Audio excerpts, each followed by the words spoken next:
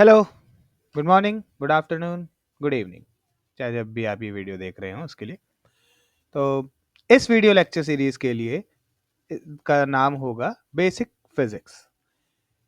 इस सीरीज में मैं आपके लिए लाऊंगा बेसिक फिजिक्स, मतलब कि वो फिजिक्स जो बहुत बेसिक है बट स्टिल रेडियोलॉजी के लिए काफ़ी इम्पॉर्टेंट है। ठीक, तो हमारा पहला जो टॉपिक होगा इस यूनिट के लिए वो होगा यूनिट्स। तो ठीक है, आगे बढ़ते हैं फिर हम। ठीक है, चलिए। तो सबसे पहला क्वेश्चन कि एक यूनिट एक्चुअल में होती क्या है। तो यूनिट का जो शाब्दिक अर्थ होता है वो होता है इकाई। ठीक है, इकाई मतलब वन। तो बेसिकली हम इसको डिफाइन किस तरीके से करते हैं। Measurement of any physical quantity. Physical quantity for example mass, time. जब इनका ये कुछ फिजिकल क्वांटिटीज़ होती हैं, इनको जब हम मेजर करते हैं तो हम हमेशा कहीं ना कहीं कंपैरिजन के साथ करते हैं। ठीक है, डिफाइन करा जाता है इनको एक सर्टेन बेसिक आर्बिट्री चूजन और इंटरनेशनली एक्सेप्टेड रेफरेंस स्टैंडर्ड से। किसके साथ हम इसको कंपेयर करते हैं? एक बेसिक से, आर्बिट्री चूजन और इंटरनेशनली एक्सेप्टेड रेफरेंस स्टैंडर्ड से। वो मैं आपको आगे बताऊंगा इस वीडियो में ही आगे कि हम कौन कौन से स्टैंडर्ड किस किस चीज़ों के लिए लेते हैं। ठीक है, अब फॉर एग्जांपल यूनिट के एग्जांपल क्या है। यूनिट के एग्जांपल फॉर एग्जांपल किलोग्राम, ये किसका एग्जांपल है? मास का। ठीक है, ये एग्जांपल है मास का। सेकंड्स, ये किसका है? टाइम का। ठीक है, मीटर पर सेकंड, मीटर पर सेकंड वेलोसिटी का। कई आपके लिए फेमिलियर भी होंगे। फॉर एग्जांपल जैसे हम एमए, आपने अपनी रेडियोग्राफी की मशीनों में देखा होगा एमए, एमएएस, केवीपी, केवी और केवीपी। तो ग्रे, ये सारी कुछ यूनिट्स के एग्जांपल हैं। अब ये यूनिट्स, जैसे मैंने आपको बताया, ये एक फिजिकल क्वांटिटी को रेफर करती हैं। ठीक है, ये उनका मेजरमेंट है, किसी भी फिजिकल क्वांटिटी का मेजरमेंट। ठीक है, फॉर एग्जांपल तुम कितनी कितनी दूर तक चले हो, तो 2 मीटर, 10 मीटर, 10 किलोमीटर। ठीक, ओके। अब टाइप्स, इसमें इसके क्या क्या टाइप्स हैं। बेसिकली ये दो टाइप्स की होती है। एक होती है फंडामेंटल यूनिट और दूसरी होती है डिराइव्ड यूनिट्स। डिराइव्ड यूनिट्स को हम फंडामेंटल यूनिट से ही निकालते हैं। ठीक है, वो मैं बताऊंगा। अब सबसे पहले फंडामेंटल यूनिट्स को डिफाइन कर लेते हैं। Fundamental, the units for fundamental और base quantities are called fundamental और बेस यूनिट्स। ठीक है, तो जो सबसे बेसिक क्वांटिटीज़ हैं हमारे पास, जो साइंटिफिकली एक्सेप्टेड बेसिक क्वांटिटीज़ हैं, फॉर एग्जांपल मास, टाइम, ऐसे करके हमारे पास टोटल 7 बेसिक क्वांटिटीज़ हैं जो मैं आपको अगली स्लाइड में सबको एक्सप्लेन करूँगा। ठीक है, तो इन इन बेसिक क्वांटिटीज़ और इनकी यूनिट्स हैं। फॉर एग्जांपल मास के लिए आप लोगों को पता ही है किलोग्राम यूज़ होता है। टाइम के लिए आपको पता है सेकेंड्स यूज़ होता है ना। टेम्परेचर के लिए केल्विन का यूज़ करा जाता है। ठीक है, मोल का यूज़ होता है। ऐसे करके टोटल 7 यूनिट्स हैं, 7 फंडामेंटल या बेसिक यूनिट्स हैं। नेक्स्ट आता है डिराइव्ड यूनिट्स। डिराइव यूनिट्स क्या होती है? एक्चुअली हम इन्हीं 7 यूनिट्स का कॉम्बिनेशन,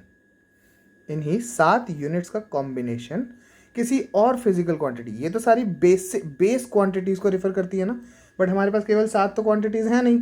अब फॉर एग्जांपल स्पीड है, स्पीड कह लीजिए या वेलोसिटी कह लीजिए। ठीक है, ये हमारे पास एक फिजिकल क्वांटिटी है। अब इसको मेजर करने के लिए हम क्या यूज़ करते हैं? आप सबको पता ही है, जो आपने अपनी बाइकों में, कारों में, स्कूटी में देखा होगा, किलोमीटर पर आवर, ये यूनिट देखी है। तो ये किलोमीटर पर आवर एक डिराइव्ड यूनिट है। ठीक है, वैसे स्पीड की या वेलोसिटी की एक्चुअल जो SI, standard international derived unit है, वो है मीटर पर सेकेंड। ठीक, समझ में आ गया ये डिराइव्ड यूनिट्स। कभी भी अगर कुछ ना समझ में आए तो उसको आप मेरे से कमेंट बॉक्स में नीचे पूछ सकते हैं। मैं पूरी कोशिश करूँगा कि मैं आपका रिप्लाई करूं। ठीक है, चलिए आगे चलते हैं। अब सिस्टम ऑफ यूनिट्स। अब जैसे कि अलग अलग भाषाओं में अलग अलग चीज़ों को अलग अलग बोला जाता है। फॉर एग्जांपल इंग्लिश में अगर मैंगो बोलते हैं, हिंदी में आम बोलते हैं, किसी और भाषा में कुछ और बोलते होंगे। ठीक है, तो अलग अलग जगहों पर अलग अलग सिस्टम्स डेवलप हुए, लोगों ने डेवलप करे और यूज़ करे सेम फिजिकल क्वांटिटी को डिफाइन करने के लिए। इस तरह के 4 सिस्टम हैं टोटल। ठीक है, सबसे पहला सीजीएस सिस्टम। तो सीजीएस सिस्टम में सेंटीमीटर, ग्राम और सेकंड इस तरीके की यूनिट्स यूज होती हैं, इसलिए इसका नाम है सीजीएस। ठीक है, सेंटीमीटर लेंथ के लिए, ग्राम मास के लिए और सेकंड्स टाइम के लिए। ठीक है, ऐसे ही एफपीएस सिस्टम है। एफपीएस सिस्टम के अंदर फुट, पाउंड और सेकंड्स ये यूज होता है। तीसरा है एमकेएस सिस्टम, जिसके अंदर मीटर, किलोग्राम और सेकंड्स यूज होता है। ठीक है, ये सारे हमारे कन्वेंशनल सिस्टम्स हैं।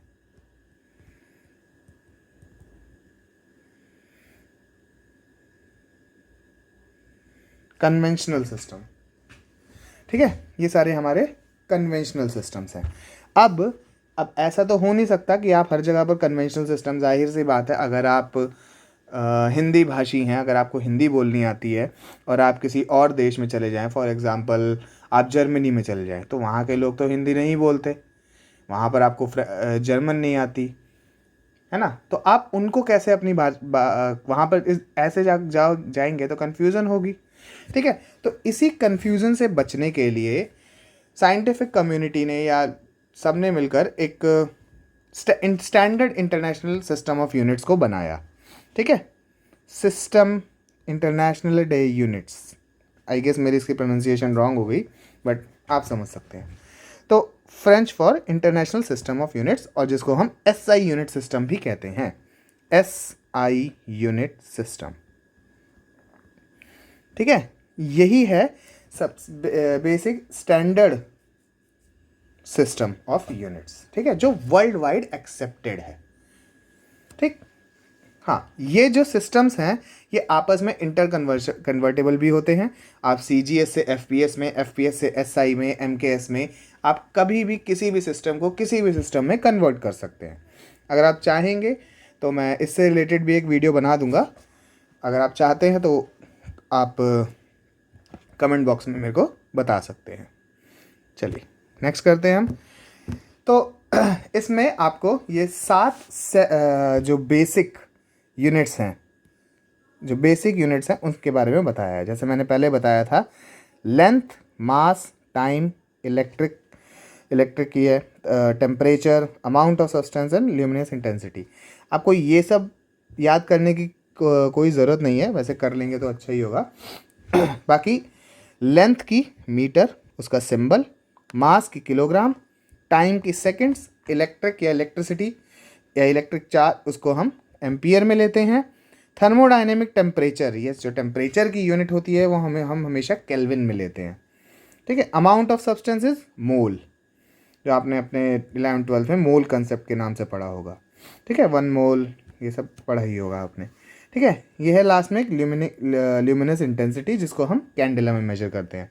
ये इनकी फिजिकल डेफिनेशन है।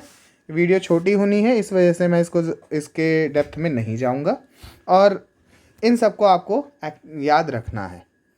ठीक है, ये आपकी इंपॉर्टेंट है। लेंथ की मीटर, मास की किलोग्राम, टाइम की सेकंड्स, इलेक्ट्रिसिटी का एम्पियर, टेम्परेचर का केल्विन, अमाउंट ऑफ सब्सटेंस का मोल और ल्यूमिनस इंटेंसिटी का कैंडेला, ये आपको याद रखनी है। ठीक है, नेक्स्ट आते हैं अब उन यूनिट्स के बारे में हम बात करते हैं जो कि एक्चुअली रेडियोलॉजिकली इम्पॉर्टेंट हैं और जो कि आपको अच्छे से आनी चाहिए। ठीक है, ये वो यूनिट्स हैं जो आपने काफ़ी बार अपने, अगर जो अभी प्रैक्टिस कर रहे हैं उन्होंने मशीनों पर देखी होगी, जो पढ़ रहे हैं उन्होंने बुक्स में देखी होगी। ठीक है, तो ये वो यूनिट्स हैं।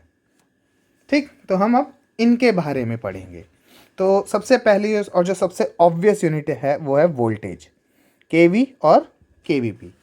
इन दोनों के बारे में आपने सुना भी होगा और पढ़ा भी होगा, बट ज़्यादातर लोग इन दोनों के बीच यानी केवी और केवीपी के बीच डिफरेंस नहीं बता पाते, क्योंकि उनको बेसिक अंडरस्टैंडिंग इतनी अच्छी नहीं होती, ना उन्हें बताया गया होता है। ठीक है, तो अब voltage, kV is basically kilo voltage. ठीक है, आपके घर के अंदर वोल्टेज आती है, वोल्टेज सप्लाई आती है इलेक्ट्रिसिटी की, ये सेम वही है। अब हम वोल्टेज को या kilo voltage, kilo is basically 10⁻³ जिसके आगे भी किलो आ जाए उसका मतलब है 10⁻³ यानी कि 1000। अगर 1 केवी लिखा है तो इसका मतलब है 1000 वोल्ट्स। ठीक। अब ये होता क्या है, तो वोल्टेज बेसिकली पोटेंशियल डिफरेंस है किसके बीच, एनोड और कैथोड के बीच। ये अगर हमारी एक्सरे ट्यूब है, ये हमारी एक्सरे ट्यूब, ये एनोड, ये कैथोड। ठीक है, तो इनके बीच का जो पोटेंशियल का डिफरेंस होगा उसको हम बोलते हैं किलो वोल्टेज। ठीक है, और ये किस काम में आता है, पोटेंशियल डिफरेंस तो है ये किस काम में आता है, तो किलो वोल्टेज ये आता है इलेक्ट्रॉन्स को एक्सेलरेट करने के लिए। किस काम में आता है ये, इलेक्ट्रॉन्स को एक्सेलरेट करने के लिए। भैया जब आप उसे एनर्जी दोगे तो तभी तो वो जाकर एनोड के टारगेट मटेरियल से टकराएगा, है ना। तो voltage is the potential difference between the anode and the cathode, समझ गए, जो कि किस काम में आता है, इलेक्ट्रॉन्स को एक्सेलरेट करने के लिए टुवर्ड्स द एनोड। ठीक है, और इसको आप जब देखोगे तो ये कुछ इस तरीके से होता है। अगर मैं ये एनोड और कैथोड है तो आपने अपनी बुक्स में पढ़ा होगा। हाँ, बात आई बुक्स की, तो अगर आप मेरे को बोलोगे तो मैं आप एक वीडियो वो भी अपलोड कर दूंगा जिसके अंदर मैं इम्पॉर्टेंट बुक्स के बारे में जो आपके कॉलेज लाइफ, इवन आपके बाद में एंट्रेंस प्रिपरेशन के लिए भी काम में आएंगी। ठीक है, अगर उसके लिए करना है तो आप मेरे को नीचे कमेंट बॉक्स में कमेंट कर दीजिए। ठीक है, तो अब हम आते हैं कि किस तरीके से शो होती है ये। यहाँ पर मैं ये नीचे बना देता हूँ कि किस तरीके से शो होती है। तो ये रही एनोड और ये रही कैथोड। ठीक है, अब ये शो किस तरीके से करते हैं हम, आपको पता ही है कि कैथोड जो है वो नेगेटिवली चार्ज होती है और एनोड जो है वो पॉजिटिवली चार्ज होती है। ये बात पता है सबको, cathode negatively charge, anode positively charge. इसी वजह से हम कहते हैं कि जो कैथोड है वो एक हाई नेगेटिव पोटेंशियल पर है। ठीक है, वो एक हाई नेगेटिव पोटेंशियल पर है। फॉर एग्जांपल अगर मैं एक एग्जांपल लूँ, अगर मैं एक एग्जांपल लूँ कि अभी मैंने 70 केवीपी, अगर मैंने फैक्टर्स अभी सेट करने हैं एक्सपोजर के लिए और मैंने 70 केवीपी का फैक्टर सेट कर दिया है, 70 kVp as a factor set कर दिया है, तो इसका मतलब क्या है, तो इसका मतलब है कि भैया जो आपकी एनोड है वो इस वक्त -35 किलो वोल्ट पर है, क्योंकि वो नेगेटिवली चार्ज है। ठीक है, उसने इलेक्ट्रॉन देने हैं, इलेक्ट्रॉन पर चार्ज क्या होता है, नेगेटिव। तो इसी तरीके से जो उसका पोटेंशियल होगा वो हाईली नेगेटिव होगा, यानी -35 किलो वोल्ट। ठीक है, और वहीं एनोड का क्या पोटेंशियल होगा, +35 किलो वोल्ट। ठीक है, अब जब आप इसमें पोटेंशियल का डिफरेंस कैलकुलेट करोगे यानी वोल्टेज कैलकुलेट करोगे तो potential difference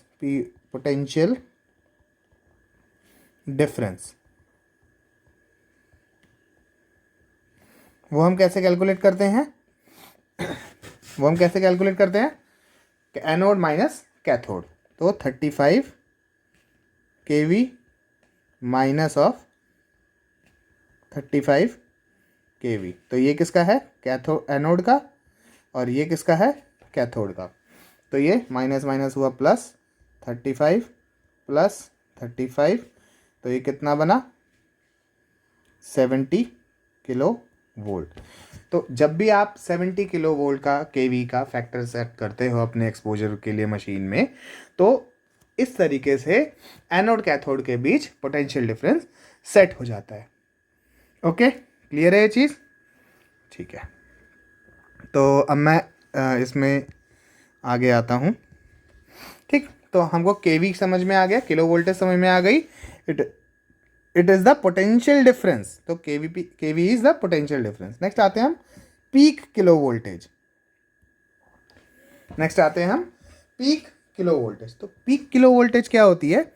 it is defined as the maximum amount of energy an electron is carrying, an electron travelling.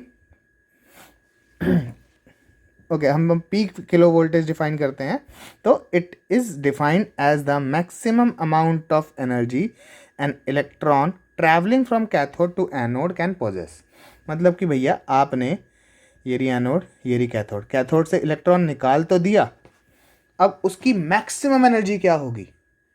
ठीक है, तो मैक्सिमम एनर्जी, मान लो आपने 70 केवीपी सेलेक्ट कर दिया है, 70 केवीपी सेलेक्ट कर दिया है, तो जो मैक्सिमम एनर्जी इलेक्ट्रॉन जो हो सकती है वो होगी 70 केवीपी।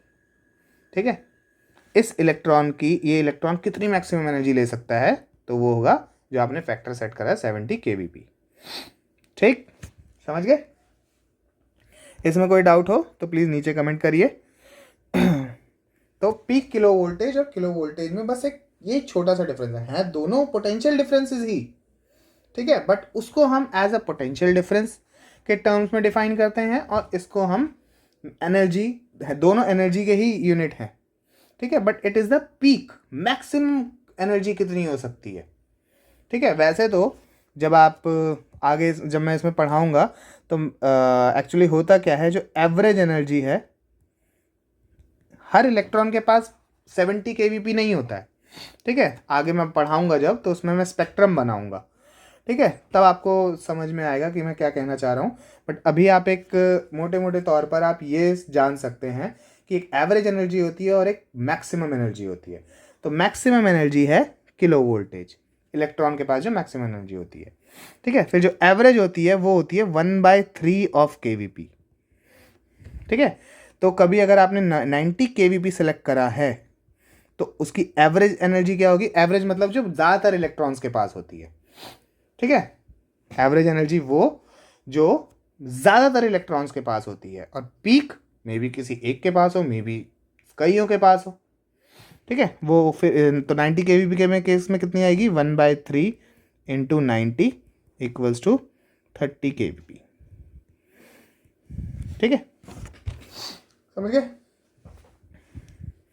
ओके, एक और चीज़ के बारे में बताना है मेरे को, एक और चीज़ के बारे में बताना है इससे पहले मुझे, वो है KeV और इलेक्ट्रॉन वोल्ट्स। इसको हम इलेक्ट्रॉन वोल्ट्स के टर्म्स में लिखते हैं। जो अभी लोग पढ़ रहे हैं उन्होंने ये चीज़ बहुत ज़्यादा देखी होगी बुक्स में। ठीक है, जो न्यूक्लियर मेडिसिन से रिलेटेड स्टफ पढ़ रहे हैं, जो रेडियोग्राफी से रिलेटेड भी पढ़ रहे हैं, उन्होंने इलेक्ट्रॉन वोल्ट, एक किलो इलेक्ट्रॉन वोल्ट भी देखा होगा। तो इलेक्ट्रॉन वोल्ट्स क्या होता है? इलेक्ट्रॉन वोल्ट्स, अगर मैं इसकी डेफिनेशन में जाऊं तो इलेक्ट्रॉन वोल्ट्स को हम डिफाइन करते हैं when an electron is accelerated between a potential difference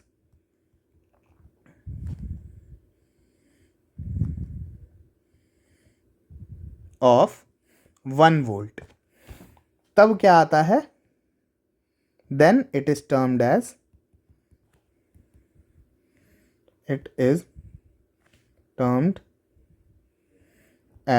the electron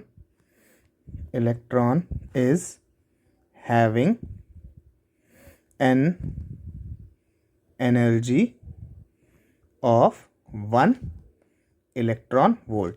मतलब कि ये रही एनोड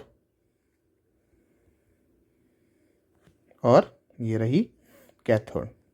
ठीक है, इसको मैं रखता हूँ -0.5 वोल्ट पर, और इसको मैं रखता हूँ +0.5 वोल्ट पर।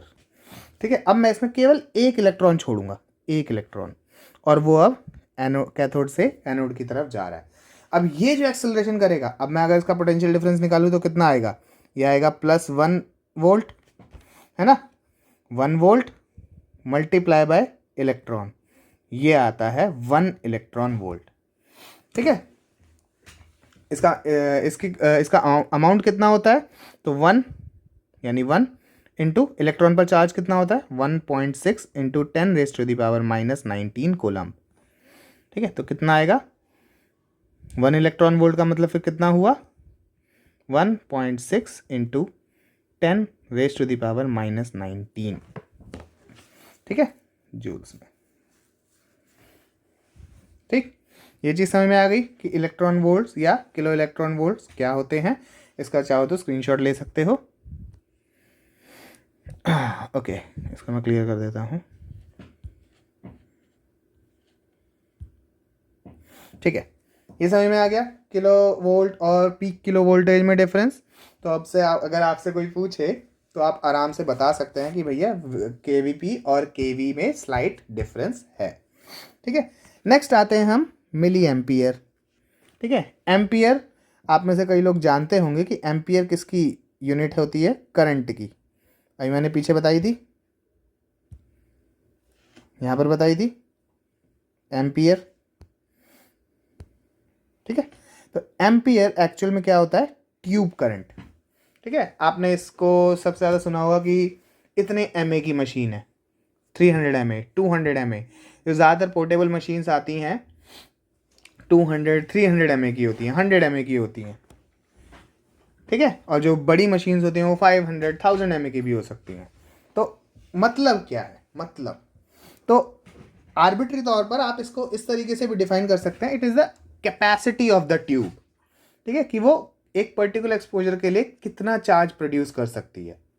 ठीक है, it is the tube current that flows from cathode to anode. ठीक है, जब भी आप अगर मान लीजिए आप अगर 500 एमए सेलेक्ट करते हैं, ठीक है, ठीक, तो अगर आपने उस ट्यूब को 1 सेकेंड तक ऑन रखा तो उस दौरान एनोड से कैथोड से एनोड पर जो करंट जाएगा उसका अमाउंट कितना होगा 500 एमए का, अगर आपने 1 सेकेंड तक उसको ऑन रखा तो। ठीक, समझ गए। ओके, नेक्स्ट आता है एक्सपोजर टाइम।